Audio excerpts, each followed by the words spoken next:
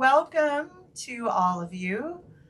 Thank you for gathering here on this Sunday afternoon at UCR Arts in the lovely Barbara and Art Culver Center of the Arts. And I just want to say thank you to our hosts for allowing us to use this space. I am Cati Porter. I think almost everybody here knows who I am. So, in fact, everybody here knows who I am, except maybe Jeff. I do now. Or AKA Honey. Okay, you do now. You're making points. All right. Well, I'm here with my friend Stephanie Barbé Hammer, and I'm very excited to be here. But before we get started, I do want to recognize and acknowledge our responsibility to the original and current caretakers of this land, water, and air, the Cahuilla, Tongva, Luiseño, and Serrano peoples, and all of their ancestors and descendants, past, present, and future. We are grateful to them for allowing us to live and work on their ancestral homelands. So I know most of you know who this lovely person is beside me, but you may not know exactly how accomplished she is, because she doesn't often toot her own horn. So I'm going to go ahead and read her bio, and there are folks at home who may not know, and we are live streaming this today. So hi to everybody watching on Facebook. Stephanie Barbé Hammer is a 7-time Pushcart Prize nominee in fiction, nonfiction, and poetry. She is the author of 2 poetry collections, How Formal and City Slicker. We have City Slicker, I can wave that around. And I went through and tried to pick up my copies of things. I brought her How Formal, and she doesn't mention in her bio, but she's also the author of this lovely chapbook, Sex with Buildings. So maybe we'll talk about that at some point today. She's also the author of 2 novels, and those are, I think, what most people might know you by. I don't know, I think of you as both a poet and a prose writer, but I think in recent years you've been more focused on prose, it seems to me.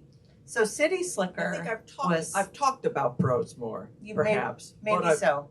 So that's maybe why. Okay.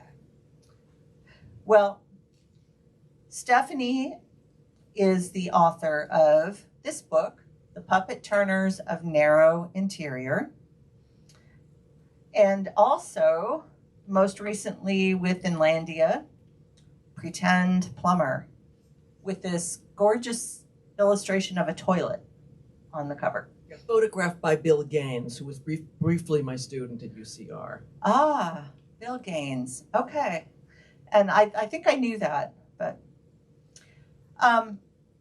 so I don't want to forget to mention she's also the author of a novelette, Rescue Plan, and this Delicious Strangeness.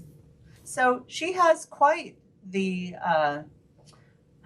list. She could fill a whole bookshelf. And are we missing something here too? An academic book? You are. No? Well, I actually have published academic books, but I can see my academic friends kind of smiling as they see all these, because if you're a UC faculty member, you have to publish. So I've kind of been trained as like time to write something else, time to publish something else.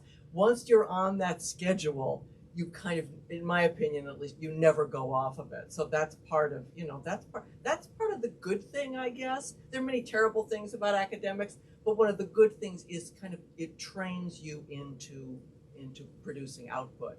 It's like, okay, time to send it out. Don't sit on it, send it out, it's time. Well, and then that inspires the rest of us because we have to keep up. And I'm Yes, not an you do. academic, but I feel Yes, like I've you got do. to keep up. Yes, you all do. Yes, absolutely. So I wanted to first ask you about your new book, City Slicker. So you write a lot in this magical realist mode for many of your works. And I just was so taken with how straightforward City Slicker is. It doesn't have that usual, magical realist bent. It's almost like a memoir. So tell us a little bit about this book. Yeah, well, I think it's absolutely a memoir. And again, for folks out in the audience thinking, I think I'd like to write a memoir, but oh my gosh, it feels so scary, is if you write a set of poems about your real life in chronological order, you can trick yourself into writing a memoir. And that's basically what happened with City Slicker. So that's a pro tip. And I think I've been thinking a lot about the magical realism question because we talked about this a little bit beforehand. And I guess for me in this book, it's really very much about finding the magical in the mundane, which is kind of my modus operandi anyway.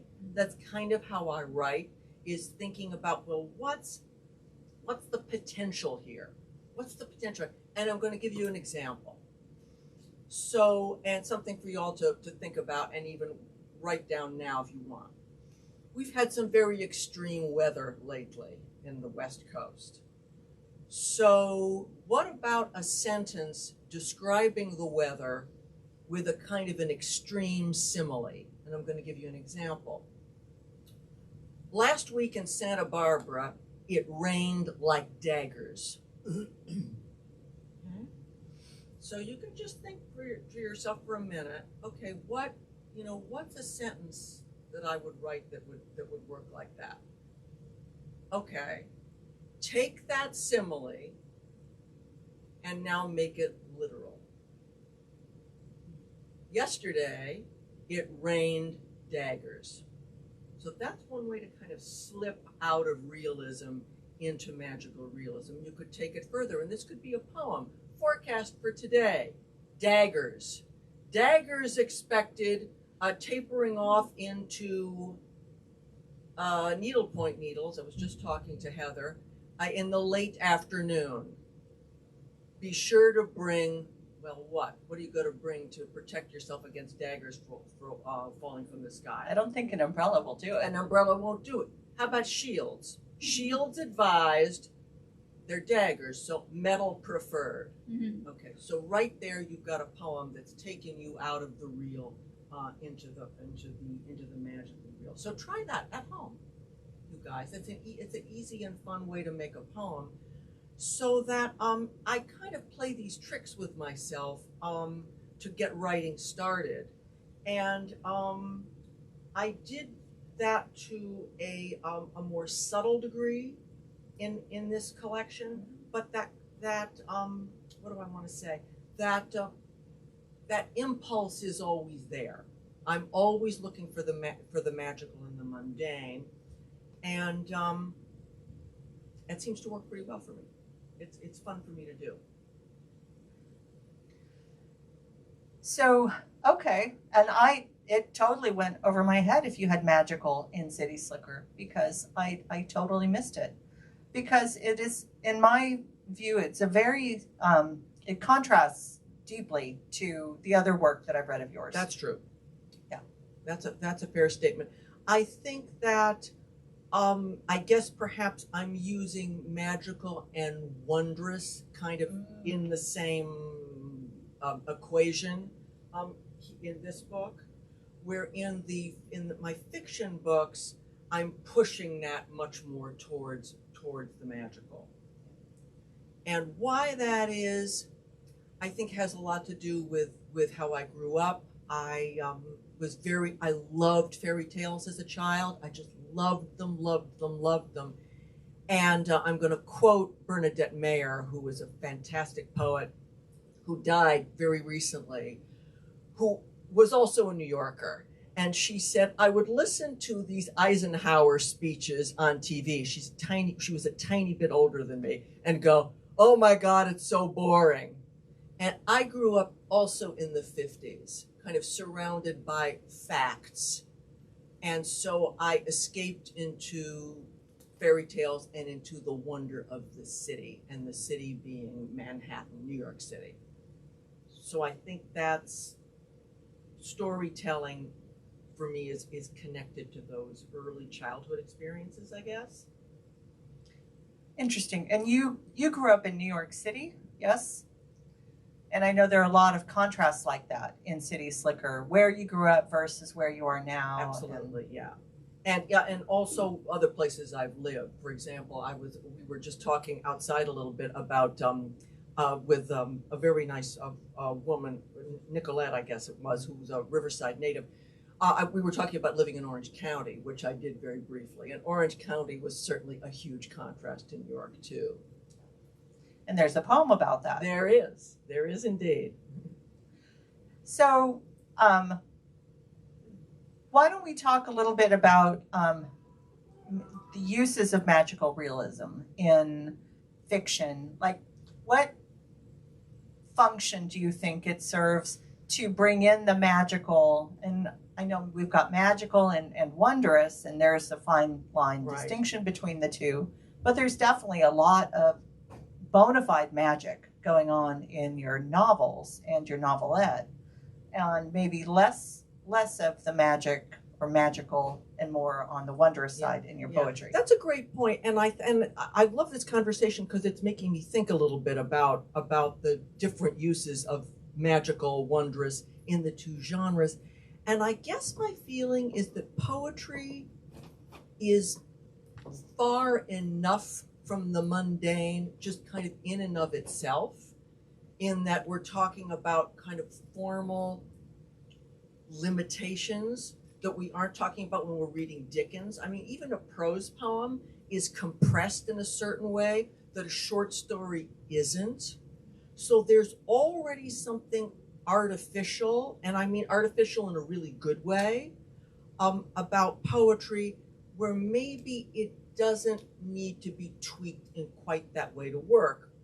And then we also have poetic figuration, like the simile and the metaphor, and that's already, again, comparing one thing to something arguably very different. So I think that there's maybe enough magic going on in poetry, at least, again, for me, and William Blake would probably really disagree with this, that I don't feel the need to introduce spirits, for example, although I do have a spirit in one of these poems, and I should maybe talk a little bit about that one. And this is another prompt that I would offer to some of you. Some of you already know it. I've got some poets here in a poetry class that I'm teaching, so you know this one. And this is a variation on what's called an ekphrastic poem. An ekphrastic poem is where you write a poem in response to an artwork. And this ekphrastic is working with TV. So what I invite you all to do when you have a moment, when you go home tonight, you can do it right now if you want, is to make a list of television characters or personalities. Just make a list of like 7 to 10 of them. I did this earlier today. Dick Van Dyke, Marty Bird from Ozark, amazing character. Attorney Woo, if you know that show, amazing, very, very worthwhile. And George Costanza from Jerry Seinfeld. And I picked George Costanza. So you make the list, you pick somebody. The next part of the exercise is you ask that character a question. Any question you want. And their answer is the poem. So here's my George Costanza poem that I wrote. It's a rough draft, but it'll just give you an idea how to do this. And it's about how to write poetry. I said, George, how do you write a poem? And here's George Costanza's answer. Since everything you do is wrong, do the opposite. Don't look for the beautiful and the ugly. Look for the ugly and the beautiful. It's there. I promise you. Don't try to make your writing meaningful. There's too much meaning these days. Why not strive for a lack of significance? Don't try to be suave or deep. Be superficial and cheerful. Or if you're usually cheerful, write about despair and the collapse of the environment. If you're one of those people experiencing ecology grief, write a poem about throwing your friends a garbage party with favors made of trash, with fast food for fast people. In short, if you love, hate. If you hate, love. Try writing poems that are not despairing, but if you are one of those smug, privileged, poetical bastards, then you should write about despair a lot. Okay, so that's a rough draft. Thank you. It's got some problems, but there's George, and that's a fun way to inject some of the unreal into your writing, and particularly as a poetic device. And this, of course, poets all go, right, this is a persona poem, and you're absolutely right, it is. I end up the kind of most unreal piece in this collection is a variation on that. I live very much in a place where I do not belong. I live in a very rural place. I'm a city slicker, as I've already said. So I was thinking, who is the most city slicker person I can think of? And I was talking to somebody, I think it was my best friend from second grade, who said, oh God, yeah, you're making me think of Green Acres. And I went, oh my God, Green Acres. Ava Gabor. Ava Gabor as Lisa Douglas. I thought, oh yes, she's my muse. She's my person. So I have a poem in here about Ava Gabor, encouraging the poet to take a break. And my question for Ava Gabor is, Ava, what do I do? What do I do? I live on Whidbey Island. What do I do? And you'll see her answer in a moment. Ava Gabor encourages the poet to take a break from the country in the guise of Lisa Douglas from Green Acres. But then I wanted to do a little bit more to this poem, because I thought, let's tweak it a little bit more. And I invoked my other muse, Bernadette Mayer, who was a big fan of looking at a draft of your poem and taking something out, taking all the articles out, taking all the adverbs out. And in this case, she had me, since Ava Gabor is so over the top, Bernadette Mayer had me take all the adjectives out. So here's the result. I'm not going to try to do the accent. Sorry, Ava. Darling, give me the city rather than this emergency of evergreenery with these neighbors all identically. There you are with makeup, bras, manifestos, sans cleaner, taco truck, faux kiosk, subway, bus, or taxi. You moisturize, catch up on the owls with your stock of wine. It won't help. You'll need a room in a city, someone spitting on pavement, a dollar store, an opera, Sephora, sirens, yelling. You'll get grounded by noise. Believe me, heaven is, it's hell that's. Don't beat yourself up about being city slicker. Even Joni Mitchell lives in LA now. She knows where the doctors are and that there's supermarket delivery. People aren't in the country. Remember how you stood at the bus stop for hours waiting till it dawned the route was changed? No one stopped, so forget it. Take a plane. Just don't flip pancakes in a negligee while you climb a pole to answer the phone. Thank you, Ava. Did she really do that on Green Acres? Yes. Okay. She because you can't, the phone line doesn't reach to the house. So she has to climb up a telephone pole to answer the telephone. Okay, while flipping pancakes. She tries to flip, but she can't cook really. So she attempts to flip them. But then she has this fabulous negligee on and full makeup and her hair up, and that makes up for everything. Somehow managing in the country. Okay, so that is amazing. And I think about your trajectory as a writer. I feel like I've known you since before you published your first chapbook, which was well into your career as an academic. So how did you get from teaching comparative literature at UCR to writing literature? That's a great question, and it's a great question to ask here in Riverside, because Riverside is really my birthplace as a published poet. I was teaching world lit. I taught French and German, and I was approached by a very lovely undergraduate in my world lit class, Mark Bedell, who happened to be the editor of Mosaic magazine, the UCR undergraduate literary magazine. And he said, Professor Hammer, do you write poetry at all? Again, I think poets can spot other poets. I think there's a kind of, And I said, well, yeah. And he said, well, would you like to submit something? And I said, okay. And I submitted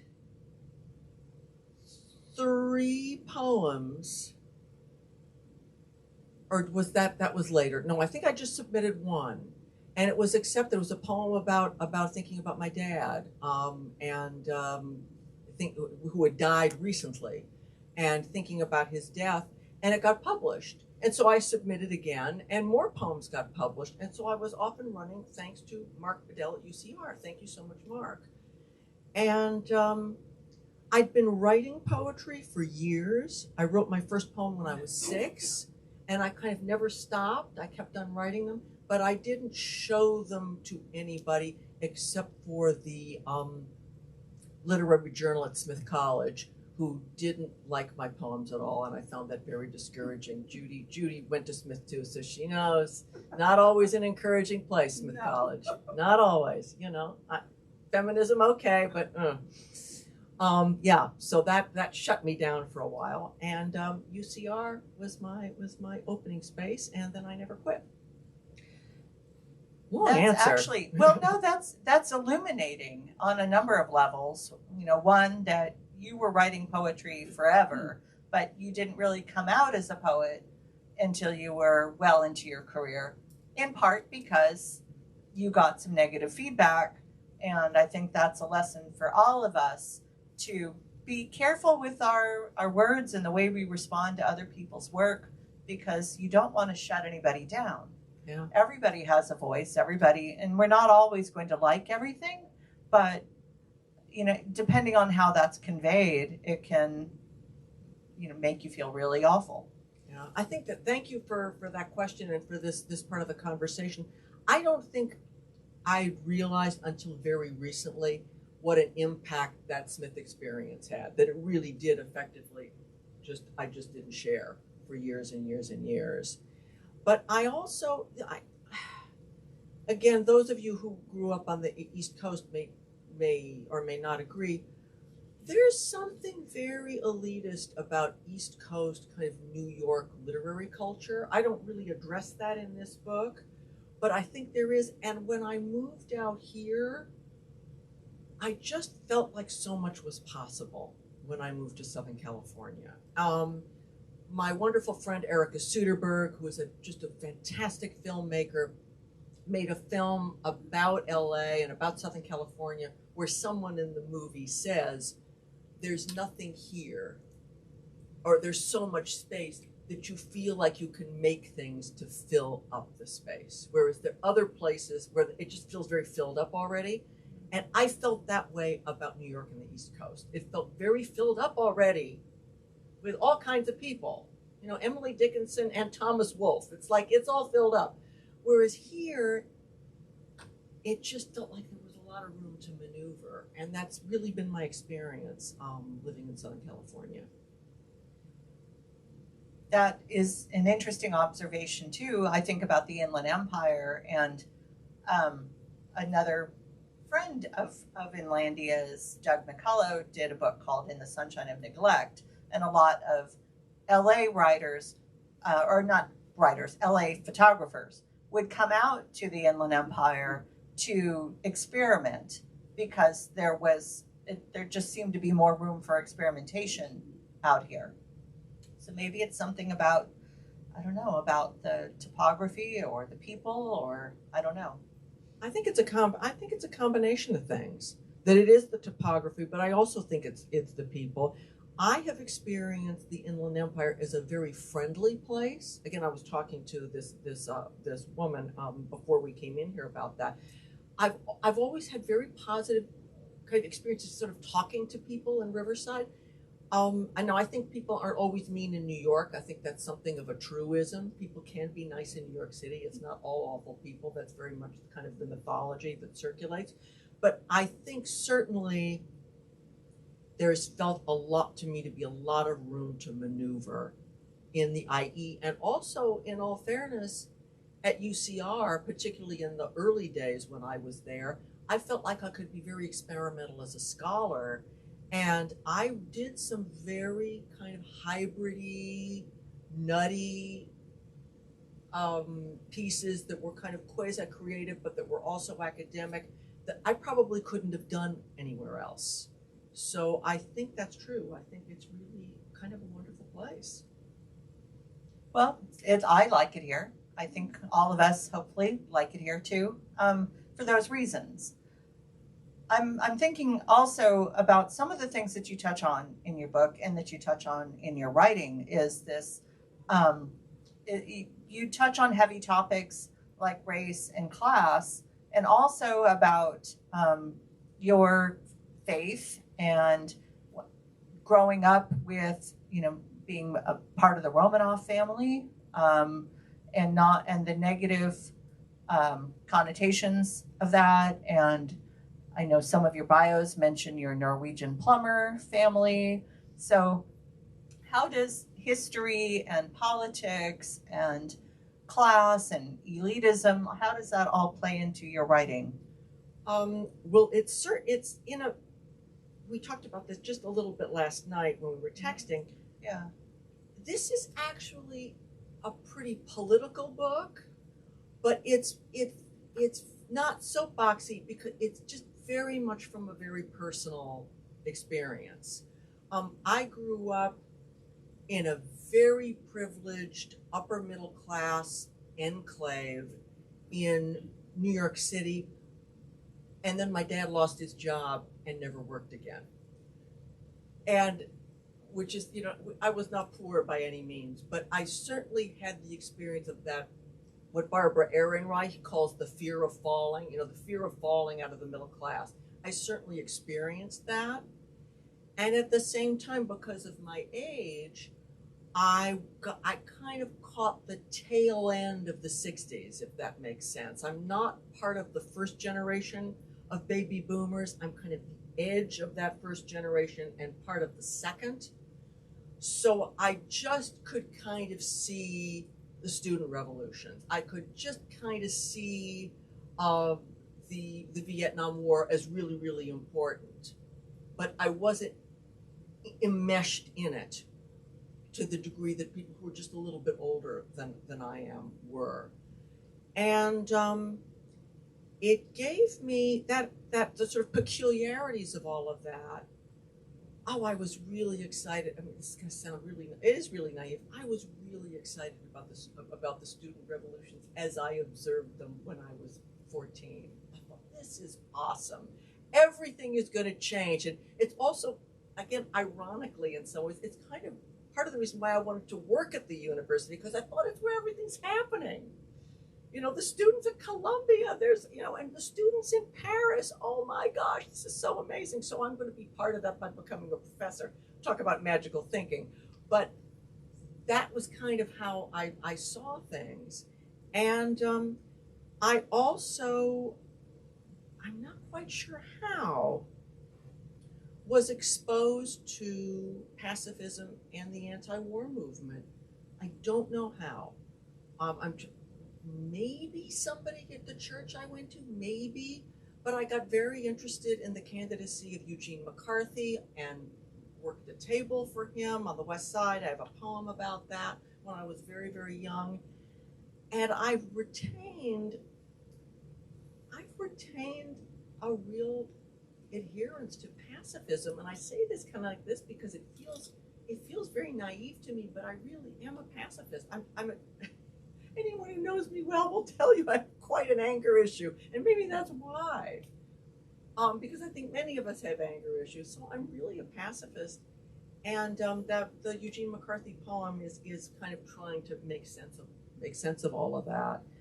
And back to UCR, I'm so grateful that I got a job at UC Riverside rather than at some private school on the East Coast, because I would have stayed in my East Coast middle classy white bubble probably. Whereas at UCR, I had the honor of working with all kinds of students, many of whom were folks of color, many of whom were Latinx, and I got to work with students who said, Professor Hammer, I couldn't take the midterm yesterday because I was in jail.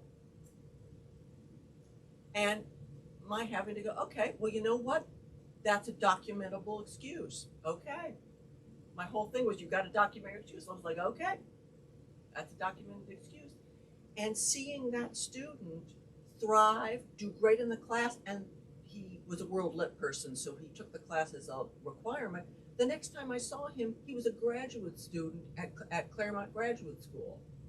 So I had the real just delight of witnessing incredible young thinkers use UCR as a jumping off point to really go forward and achieve wonderful things. So that's been such a gift that keeps on giving to me and has been important for the little bit of community organizing that I do where I currently live. And it's impossible to ignore the power of privilege when you have the honor of working with young thinkers like that. Yeah, you've made a difference in a lot of lives, and I imagine that scenario could have gone very differently had he had a different instructor. Well, thank you. I hope I helped a little bit. He certainly had tremendous inner resources that he was able to move on in the way he did.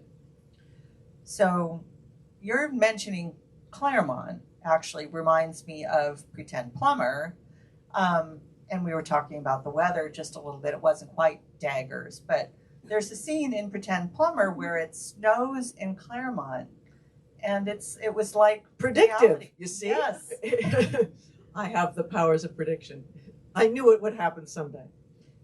Well, so maybe we can talk a little bit about Pretend Plumber. And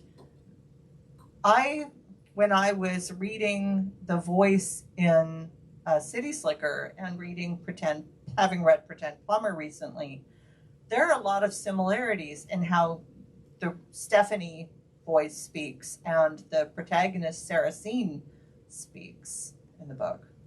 I thought that was interesting. Yeah, that's absolutely true and is a little bit creepy because I keep on insisting Saracine, who is not quite 14, bicurious, neurodivergent, obviously, not 13 years old, possibly neurodivergent, and pretty much heterosexual, although I wonder a little bit if my life had been different. And again, folks who are my age and older know very well how very difficult life was for people who identified as anything other than straight. So there were very strong safeguards on ever really experimenting.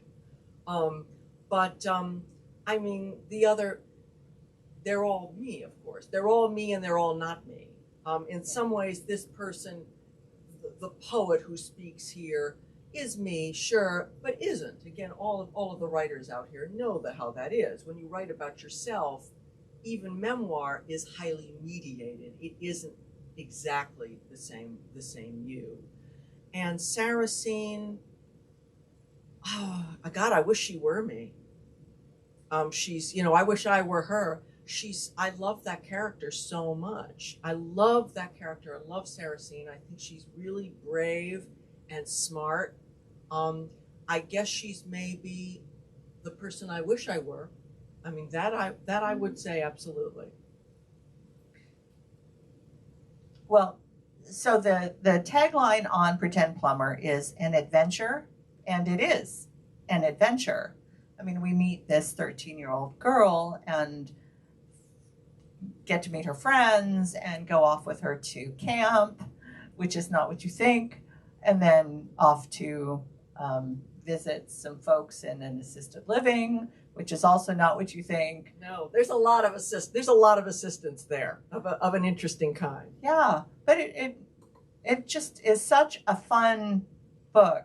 And I remember sitting down with you after you had written like the very first draft and you telling me how it just all came out. Do you want to tell us about that? Sure. This the first version or the first draft of Pretend Plumber came out as a NaNoWriMo exercise, which is a good reason to do NaNoWriMo, everybody. This is November, National November Novel Writing Month, or whatever. I'm terrible with acronyms. Yeah. Whatever that acronym is. You write a novel in a month, in other words, in November.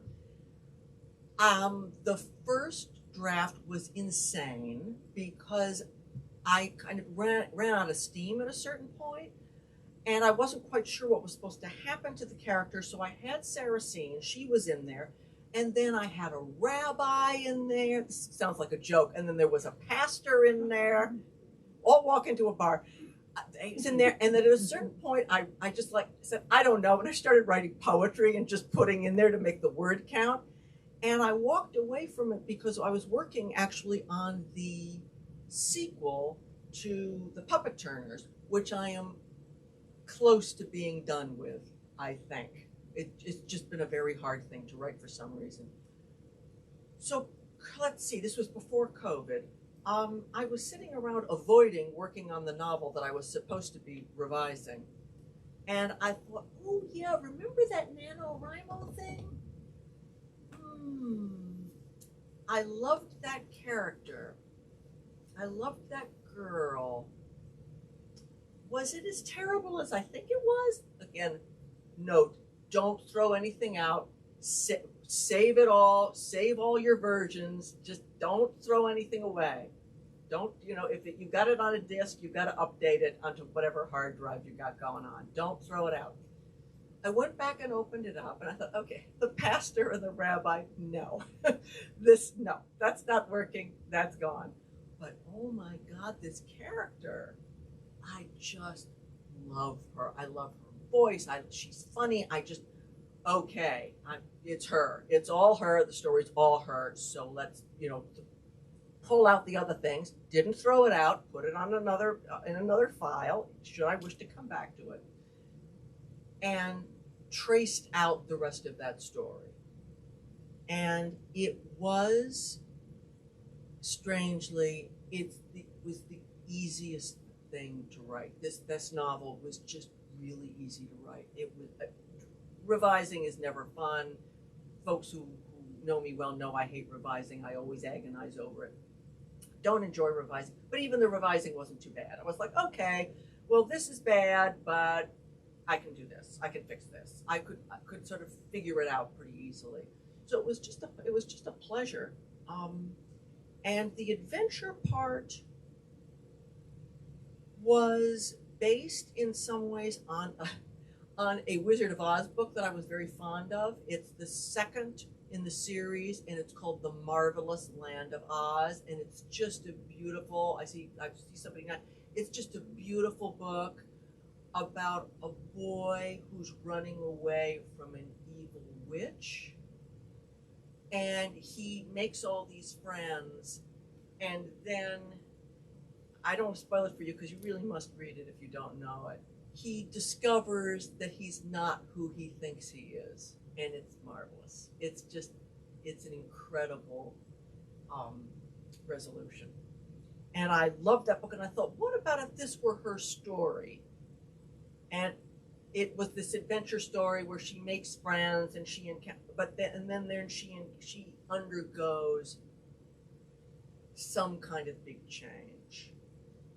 And then she has one particular, she should then have one particular friend, and that particular friend came into the story very quickly as a lovely, very charming trans person. And I had in mind, actually, originally, to have her be with Sarah Scene kind of all the way through. And then I decided against it because I didn't feel that I could do justice to a trans character's experience. So that's why Jackie is handled in the way that she is in the book. That's another interesting, craft note, is knowing what you feel capable and comfortable with writing the stories, whose stories. I want to hear you read some before we're through, and I also want to leave time for questions. So I guess the only question I want to ask before we go to the next part would be, how did you transition from poetry to fiction? Thank you. That's a wonderful question. And well, arguably, I never transitioned from poetry to fiction because I've continued to write poetry all this time. I've never stopped writing poetry. As I wrote the George Costanza poem just very recently. I write a couple of poems a week, probably. Now, are they any good? Probably not. But I try really, really hard not to go to that space, at least when I'm just trying to make work. Because I spent so many years not sharing my work creatively, I really want to be very kind to myself, and folks who've worked with me in class know that I'm really kind of stringent about this, saying, just make one suggestion. Don't make a negative comment. Don't make a critical comment when people are just generating. So I try to do that with myself. So poetry has been a kind of a continual thing for me. But at a certain point, I felt like I wanted to try to tell a story, and I just didn't know how to do it. And that was when I met magical realist par excellence, Amy Bender. And I was fortunate enough to take a year-long seminar with her. It was only 10 people at UCLA Extension in their writing program. And she was the person who really turned me on to magical realism, which I really didn't know was an option somehow. I mean, I'd read Kafka. I'd read Calvino. I kind of knew what that kind of writing was, but I hadn't thought I could do it. So she's the person who got me started. And I thought, oh, this is cool. They're the fairy tales again. Great. Raining like daggers. Ah, wonderful. I could do that. It can snow in Claremont. Yes. Somehow there's something about that frees me up as a writer. I feel like I don't have to worry. Whereas writing, quote unquote, straight realism, I feel worried. It's like, oh my gosh, is this going to be good? Is, Dickens, Raymond Carver, Hemingway, but if it's snowing in Claremont, okay, I'm all right. I can make something happen with that. If that makes sense. I'm not sure it does. Yeah, well, that impulse to tell an expanded story, because a lot of your poems are stories too. They are. They're absolutely stories, yeah. They're kind of little dramas. I was thinking about this morning. Mm-hmm. The other big influence on me, as you can probably tell, I flunked acting because I'm sitting like, here, let me tell you these things. I started off as a drama major, but I really didn't like the people. And so, and there was a sherry party over at the English department, and people were talking about books and having a great time, and I was like, okay, yeah, I'm going to go hang with these people. But I do think in terms of scenes, and I think these poems are very much little scenes, little dramas. So that's maybe rather than little stories, that's maybe a better way to think about them. Well, would you like to share some of your little dramas with us? Sure, I'll share a little drama. So would you like one of the, as George Costanza suggests, try finding the ugly and the beautiful. You can also try finding the beautiful and the ugly, but I think that's more common. So what about finding the ugly and the beautiful poem? Yes? Okay? Yes. Okay. And I've turned to the wrong poem. So bear with me, please. My husband hates that. He says, I hate these poets who are continually paging, looking for their poems. Get it together. Okay, I have it now. Anti-Pastoral 1. 1. Nature, you are a pain in the ass, the way you rain every time I want to go for a walk. The silence of the deer in heat is deafening. Then there's the cawing of the birds and the monotony of trees, giving oxygen, cleaning the air. Green is boring, Tim Hatch once told me at a reading in San Dimas, and I laughed because it's true. 2. Everyone here sighs, it's paradise. And I respond, where's the Macy's? It's not that I don't like flowers, but come on, they're not everything. And anyway, it's not why we left our little caves looking to invent something that wasn't just wood and water and stone and bone. 2b. The deer eat all the flowers anyway. 3. Point of information. Jean-Jacques Rousseau was not born in the country, and Thoreau had supplies brought in which Emerson mostly paid for. Jean-Jacques wrote about natural man, but he sure beat the hell out of Geneva as soon as he could, and he lived in fancy-ass Paris and London, probably so he could complain about them. 4. I complained about the city too when we lived there. So we moved to the country, and now I miss the aggravation. The neighbors screaming, the lights going off, and the helicopters circling at 4 a.m. Alexander Pope wrote a poem once about a woman looking over her vast country estate. Odious, odious trees, she says. 4b. I wouldn't go that far, but what I wouldn't give for a taco truck and a dry cleaner I could walk to. Even the gurgling splat of someone spitting in the cruddy street. The spitter mutters things, and then the bus comes, and you get on behind them to hang back just a smidge in case they resolve to toss another loogie. Your coins sweat slightly in your already smudged palm. 5. The rain finally stops, and the workmen arrive to repair the roof because a pine tree fell on it, right over the bedroom. It could have just driven through like a javelin. We're lucky not to be dead, the tree expert tells us. One tree workman is very handsome. He sits in his truck with his blonde hair and eats a sandwich. He tells me he goes fishing on the weekends. I look at my husband sitting at his computer crunching code in his bathrobe, and I think I've made the right choice. I mean, fishing? Honestly. So there, we're with the island. It's really beautiful. But to be fair, let's talk a bit about something that is beautiful, and back to wonder.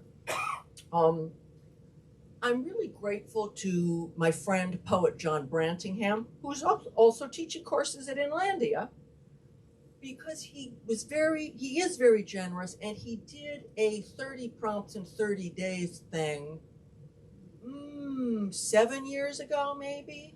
He is an outdoor person, and he gave us a bunch of prompts about being outside, which were great for me because being outside was something of an oddity for me as a little kid living in Manhattan.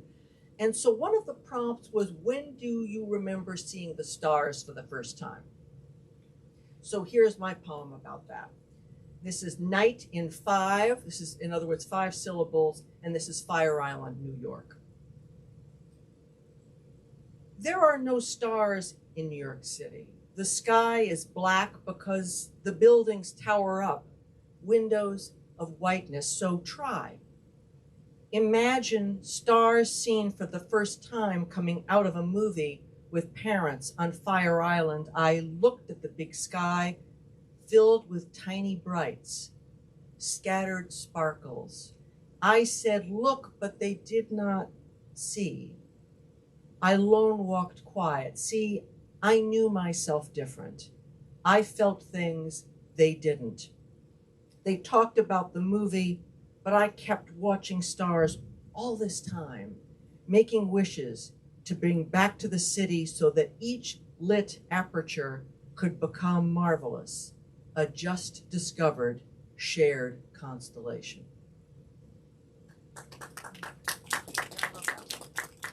And I think one of the things I love most about that poem is that it's about the confluence between the country and the city. that the country helps us see the city differently. And perhaps the city helps us see the country differently. And one of the things I think that I'm kind of trying to do sorry, I forgot about the microphone. One of the things I think I'm trying to do in this collection is subtly or not so subtly question that binary between the country and the city. You know, country people say, oh, the city's horrible. City's horrible. It's an awful place. What's the matter with you? And city people at their worst say, ugh, these rural people, at their worst, they are the urban elites. There's a little bit of truth into that. And I guess I'm thinking about, oh gosh, the philosopher Murray Bookchin, who was so brilliant and who said, we need to rethink the relationship between the rural and the urban. And I think that's really true. I mean, why can't the city have more parks? Why do people have to get out of the city to get someplace beautiful? Why? Why can't there be more parks? Why isn't there more green? It's ecologically important. It lessens the heat coming off of pavement. If you have gardens, if you have green. And in the country, and I have this argument with people all the time, why can't we have a functional bus system so that people don't have to take their cars everywhere? Why is that wrong? That would get people out of their cars. Why don't we have bike paths? Why don't we have, I live on an island that's not that big. Why don't we have a walking path that goes from one end to the other? So you could walk it if you wanted to. Get people out of their cars. Why is a working hospital a bad thing to have in the country? And again, in my small way, I'm sort of asking, well, let's knit these things together and think about them in tandem. That's kind of one of the things I'm trying to do. In other words, you're a troublemaker. I'm a troublemaker in my own little way, yeah. Good. So let's... Yeah, questions. I would love to... I'll bring the mic around if anybody has questions. What would you like to know?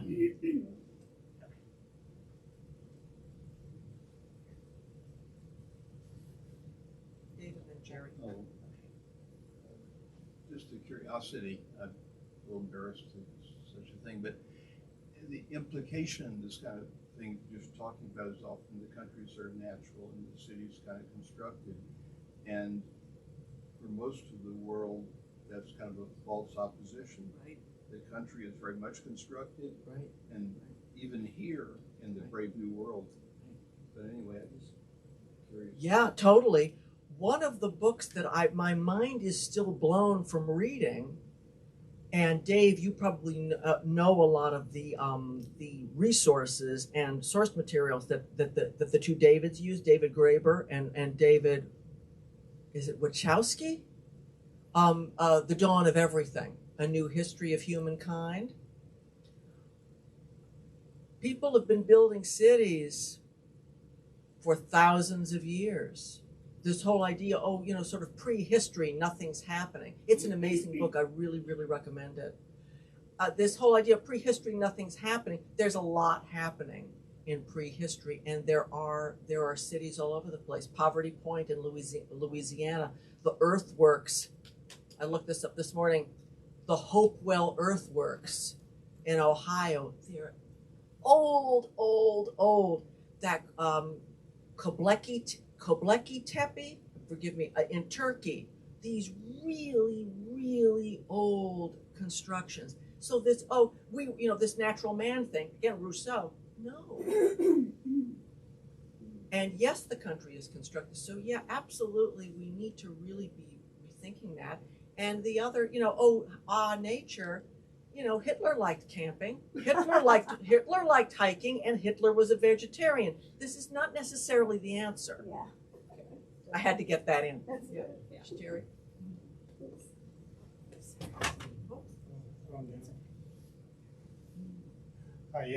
Thoreau said religious isn't a tonic, but I also think that the tonic part was there were many things out there that can kill you. Right. Yeah, it's like, what a relief. My question actually goes back to magical realism. When I was in grad school, they talked about magical realism being this way that the magical part has to drive the narrative, and the magical part has to arrive organically from the narrative in the form of the story. with the reality part of the realism, how do you strike that balance? Because I'm a horrible magical realism writer, and I love Amy Bender and Right, all the isn't rest. she You know, fabulous? she's And the fabulous. nicest person and a lovely, lovely teacher. Just if you ever have a chance, writers, if you ever have a chance to work with her, do it, because she's the nicest person. Well, I think part of it comes back to how you define things. And I'm sure that's a great definition. My definition that I made up and put in this little manual is that magical realism is mostly realism with a couple of impossible things inserted. And then they influence the narrative however they influence the narrative. And that's kind of how I go about it. And again, I'm sure you're right. The minute I heard you say something about it has to arise arise organically from the narrative, I could feel myself getting nervous. I was like, uh-oh, how do you do that? How do you make something arise organically? I felt myself tense. I felt myself tensing up. How does that happen? So what my feeling is I am going along writing Saracine. There's Saracine in Pretend Plumber. And she's watching Pan's Labyrinth at the beginning with her friend, Chevaleuse, who becomes Jackie almost in the first chapter. She's watching Pan's Labyrinth, which is really scaring her. And I thought, that's interesting. I wonder why it scares her. And then she answered. She said, I don't see spirits, but I'm afraid I'm about to. And I thought, okay, well, so I guess I'm going to have to pay that out. So I guess this is arising organically, but it feels kind of like, it feels more like Legos. I thought, well, okay, so she's gotta see some spirits. So who could she see? Who'd be fun to see? She's Jewish. Would be some fun Jewish spirits to see. I think maybe two, because one's not so fun. One is just, again, one's not a party. Two spirits visiting you, it's a small party, but still possible. Well, okay. So she's a rebel. So who's a rebel from Jewish history? There are lots of them, of course, but let's go way back in time. And I thought, I remember a rebel who I really liked because I saw about him in a museum in Jerusalem. Again, sort of free association. Bar Kokhba. Right. Bar Kokhba is a rebel who actually fights the Romans and is successful for 3 years, holds Jerusalem for 3 years. They're printed coins with his, name on it. Fails, obviously, ergo the history that we have. But I thought, I'm going to have him come back. Fun. Who should come back with him? Not the same person. And I thought, again, maybe an artist, maybe and then I thought, I know, because she's kind of an escape artist. Let's bring Houdini, who's Jewish. And I have a special fondness for Houdini because he liked to deconstruct magic tricks. And he wrote a book about it. He said, this is nonsense. There's no magic. This is how you do it. And I thought, let's have him come back as a spirit. That's cool. So that's how I came up with that.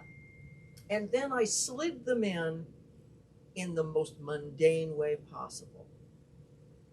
Preceding their appearance, there's a attempted magical ritual that these people undergo with literally smoke and mirrors, all these things going on. It fails. Again, writers, sex scenes are great when they're not great sex, when it's failed sex. And there's nothing like a failed magic attempt. So this fails, and she then comes across these two figures in a very mundane way, and they say hello, and off they go to get lunch at the cafeteria. So that's kind of how I work it. Well, I can see how that's all intertwined together. Yeah, but it's kind of processes of association. It depends. Whether it's a great example as well of how that magical realism works. What a wonderful movie! What a wonderful And I was movie! like, how do you do Yeah. And again, I don't even try to do that. I just do my weird little that? No, I thing get that. and try to make it funny. And Houdini. Yeah, good. sorry, I'm answering these questions in very professorial, you know, okay. No, and it's now really and now an interesting. hour-long Keep doing thing. it. Oh, It's okay. really interesting. Thank you, Judy. Yeah. What's your question? Well, I have a couple maybe, or one comment and question. So, I think your self-definition of magical realism, as particularly as you use it as mostly realism with occasional magic or occasional spirits, is really accurate, and it would seem that would really distinguish the kind of thing you do from, you know, the surrealist tradition. Let's say in the continental prose poem, for example, which is like consistently strange. I mean, everything is strange. There's no baseline Yep. Thanks for coming, you of guys. realism. Thank you. So, you know, I would think there would be really different lines. Yeah, there. absolutely. And I think, again, I'm no longer in the professor business. So I think all kinds of very smart people are creating these categories. You know, there's magical realism, there's slipstream, there's surrealism, What have they got to there's do with that? anti-realism, and you know, there's Dada, and there's science fiction, there's speculative fiction, which is, you know, there's hard science fiction. I mean, you can really, you know, really drill down, and I'm not in that business now, so so You don't have to worry about it. right. So I try not to think that way, but yes, absolutely, the Yeah. differences. And by the way, Judy, thank you again for that wonderful birthday present for Exit West. Yes, it was. I love that book. Yes. That wonderful magical realism Yes. novel that has one magic thing that happens, Yeah, exactly. and it just It's- and yeah, the premise things is- organize from there, and it's really a brilliant book. Yeah, I think so too. So my other, well, it's more of a comment. We're about a decade apart in terms of our experience of Smith, for example. Right. And I'm curious because I've actually written about this in prose. I was coming from a much more lower middle class or lower class background to Smith, so that was more traumatizing in Right, some ways. right. But All those T's, oh God, all those silver services. right? I mean, it scared the out of me. But anyway, I think for me, not only was it impossible to get into the literary magazine, you know, at that point, 5 books or 6 books later, it's a whole other story, right? But Right. but so much had to do with the way literature was taught. And there was really no creative writing, or almost no creative writing as a discipline, as a subject in school. So the new criticism was still in its heyday in 1960 through 64 when I was at Smith. And there are some things that I think are great about that. It could have been worse. But the canon was established. As you say, Emily Dickinson, it filled it, you know? And there was no room for minority voices, divergent voices, women's voices. There were very few models, and almost none were taught. So that was one side of it for me, which was not empowering. On the other hand, it was a women's school, and the thing that was empowering was there were, unlike most other schools where nepotism rules, implicit or explicit, made it impossible for couples to teach, at Smith, couples taught. The Lazarowitzes in philosophy, and the person who became my thesis advisor because I wanted a woman for my honors thesis, just because that I wanted a woman who had everything. And Elizabeth von Klepper was married and had children, and also was a professor of literature. So, you know, I wouldn't work with a man who had an easier road. So that was true at Smith. It was another side of it. So I'm just adding that, you know, from my own personal experience. I think we share so much about how we felt during those years, even though there's about 10, you know, a decade between us. Thanks, Judy. Yeah, I agree. And that makes me think about my experience in the English department. And we're absolutely kind of on parallel lines with the creativity question, where I did get incredible encouragement and validation was as a thinker and as a scholar. And it was because of my encounter with Edith Kern in comparative literature, who was the first female president of the Modern Language Association. I was not a comp-lit major. She was incredibly good to me. She wrote for me up to tenure. She was an incredible supporter and a brilliant scholar. And then other scholars that I met in the English department who encouraged me to go to grad school. I don't think I would have dared to do it. But I really gained confidence in myself as a thinker that I never had in high school. And so did I. I mean, I have to say, so did I. And I mean, I graduated. That doesn't sound so awful. I mean, that honors thesis that I wrote on Troy Manley Hopkins got me a summer at Smith. So awesome. I was both struggling and lucky, Right. and made, you know, it was finally a very meaningful experience. But so much of the limitations had to do with the cultural moment, and that is true Right. always throughout history, I think. The benefits and the liabilities of what's stressed, what's ignored in the cultural moment, and it changes. It's been changing so much Absolutely. for us. Absolutely. And I think your point about the writers that we encountered during that period is correct also.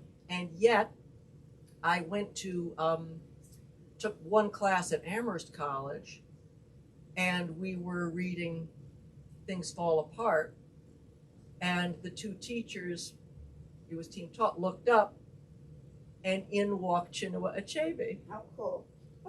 So that was quite incredible. And that was my first experiencing reading a book by a living author who then talked to us. Yeah. And it was incredible. So yeah, so yes, but also, and Complicated. yeah, it is complicated. All Fun to right. think about. We have room for one more question if anybody wants to raise a hand. No? Are we, okay. So then that brings us to the end of our time, but I want to remind everybody we have books out front. So please, let's go out and chat. We can chat further out there and eat some brownies. And Brownies. yeah. Yay. And thank you very much to our brilliant Stephanie. Such a pleasure. So fun. Loved it. All right. And thank you all for being here.